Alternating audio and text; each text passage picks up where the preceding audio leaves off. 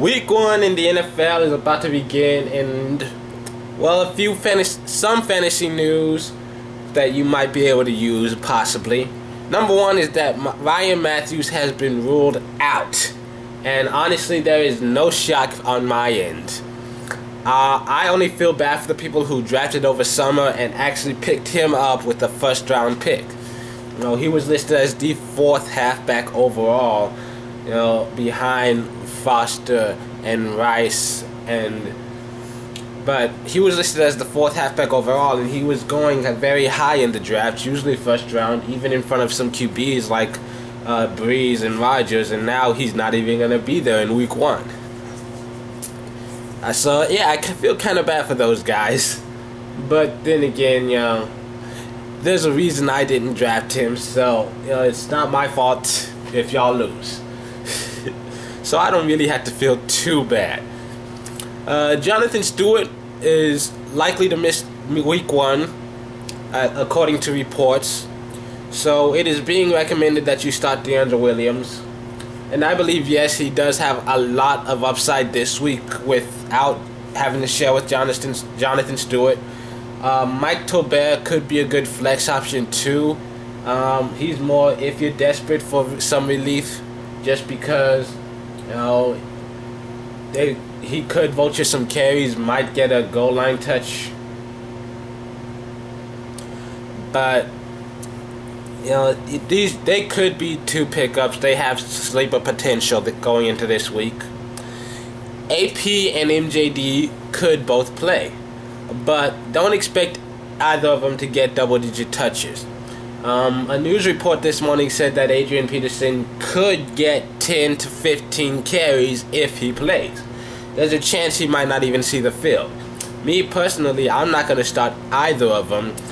If you have them, Toby Gerhardt and Rashad Jennings could be some very valuable pickups this week. I'm starting Rashad Jennings in one of my leagues. He's expected to get about 12 points this week, and Toby Gerhardt, he's got a pretty decent matchup this week.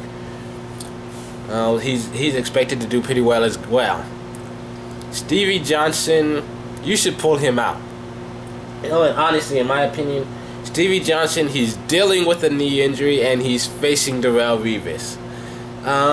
You know, if you want to take the risk, you can go ahead and start him. I would not recommend it if you have other options. You know, if there is someone else available, then go ahead and place them in. But if you're really thin at the position, then I could conceivably see you keeping Stevie Johnson in there. And looking at the Chiefs this week, you know, according to reports, there are currently 6 starters on the Chiefs defense that are battling injuries. 2 of them, Brandon Flowers and Derrick Johnson, you know, 2 of their best guys.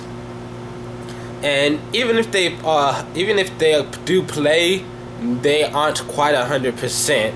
So you should feel free to start Matt Ryan, and you should especially feel free to put Julio Jones out there. I think these 2 could definitely put up some big numbers this week. And the last bit of advice that I will give you is don't pick up Kevin Ogletree.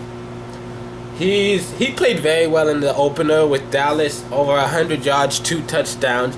He definitely has sleeper potential. He could be a good contributor throughout the season, someone to keep on the bench and in case of injuries and for the bye week, stuff like that. You know, he could be a good matchup-based receiver, but at the same time, I won't just go out and drop my number 1 draft pick to pick him up.